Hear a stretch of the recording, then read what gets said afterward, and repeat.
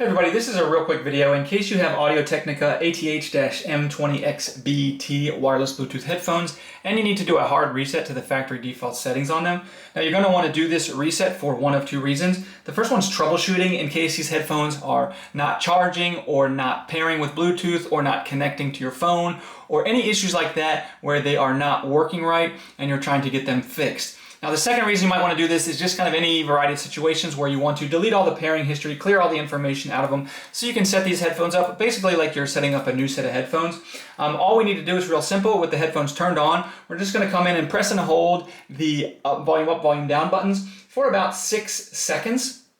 simultaneously, and then once the indicator light is rapidly flashing white, then we're going to go from holding the volume up and down to holding the volume up and this middle multifunction button, or the power button, whatever you want to call it, for about another 6 seconds, and then the indicator light will light up in pink, at which point the headphones will actually automatically turn back on into their factory default settings. We can go back to whatever devices we want to pair them with. If they've been paired with them in the past, we want to delete the old pairing because we'll need to set these up as a new set of headphones.